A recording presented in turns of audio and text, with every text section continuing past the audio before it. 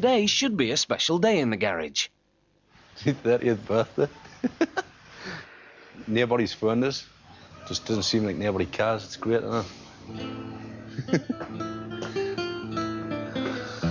Yeah, why? Life's a bitch. My nana sent us a £5. My mum and dad sent us a £10. My brother gives €45. Just shows I'm just a name and a number. A couple of people care, like. And Ricky wishes happy birthday now, like. Means a lot. I'm going to take him out tonight and get him steamed up. They may well end up in the bar that's run by Jock's first customer of the day, Macca, who's brought in his Jeep Grand Cherokee for some TLC. Macca's got a problem with his 4x4. It's handling more like a 4x2. The wheels have been locking up whilst cornering, so it's likely there's a problem with his differential.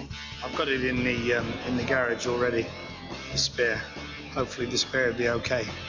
The replacement is from a scrap Cherokee, but scrapyard parts are like a box of chocolates. You never know what you're going to get. The many moving parts of the diff and axles can become worn with age. Yeah, it's torn, it's like grinding, you know?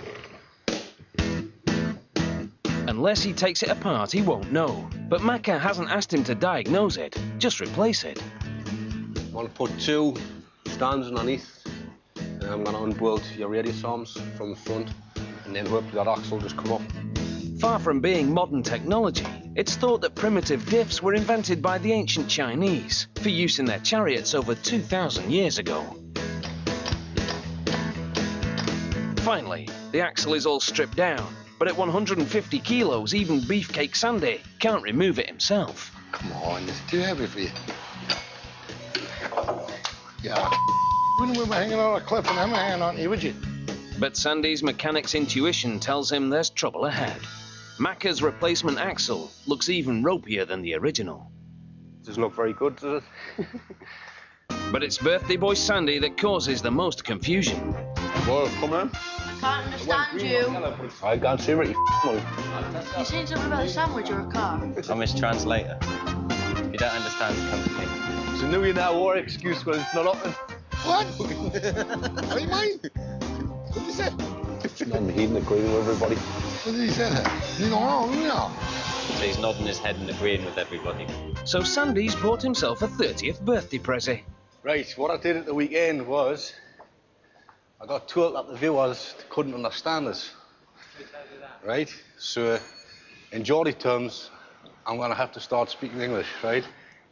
So I've actually invested in an English dictionary. Oh, hello, my name's Sandy. So every time anybody can't understand us, I'm going to have to refer back to the English manual. A cat sat on the mat. Hey, you understood that, didn't you?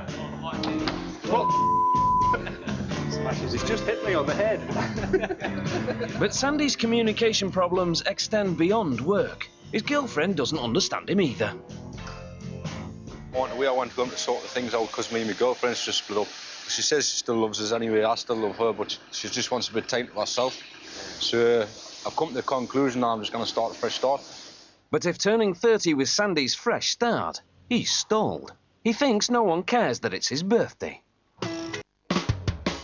Meanwhile, neglected birthday boy Sandy's been getting on with Macca's Cherokee. Its differential was broken, so Sandy removed it and is now ready to attach the one Macca bought at the scrapyard, even though it looked in a worse state than the original. Turning 30 has put Sandy in a reflective mood. It's been a tough year for him. He's not only lost his girlfriend, but one of his testicles too. Lex, I mean, it's been a hard year for us, to be honest with you. A lot of people doesn't realise. I mean, to be like 29-year-old and get told you've got cancer, and then actually get through it, it makes you think about life. What actually happened, I was having a shower one day, and I was washing myself, and as I was washing myself, I hit this lump. It was actually on the bottom of one of my testicles.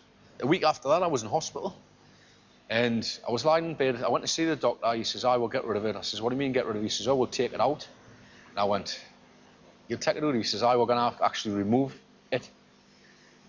My whole testicle. I'm going to remove my whole testicle." And I thought, "Huh?"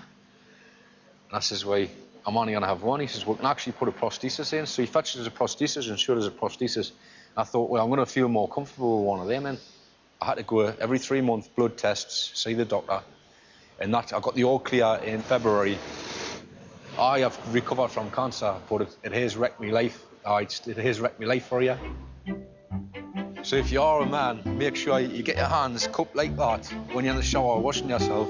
Just actually roll your testicles in your hand all the way around. And if you do feel lump, get yourself straight to the doctors.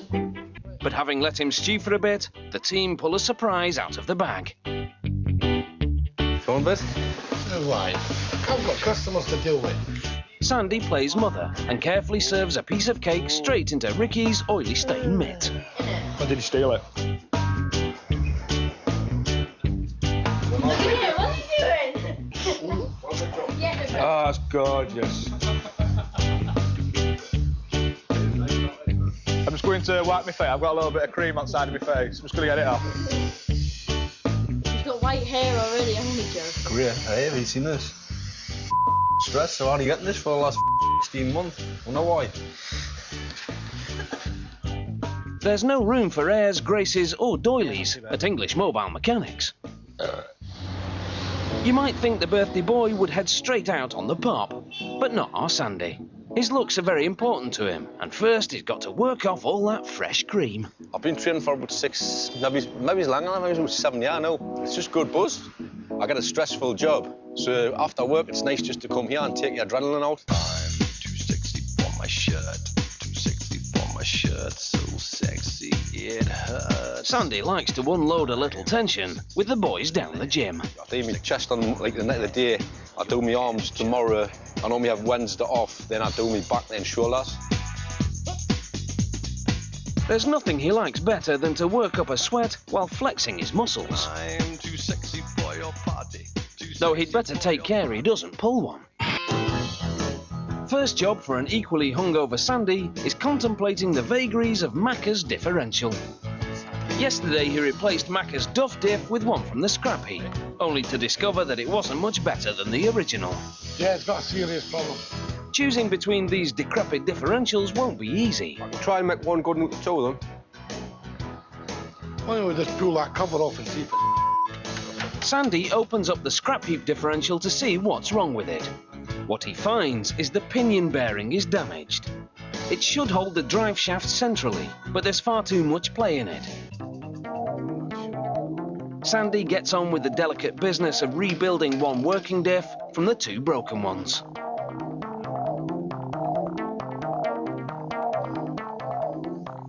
Sandy has to clean out the differential case thoroughly, as all the little shards of metal from the broken off gear teeth will just chew the new gears up if they're left in. Then it's a case of swapping the old gear assembly for the new one. Even Jock is astonished at the extent of the damage to the old diff gears. You cut your off for that. They're razor sharp on some of them bits there.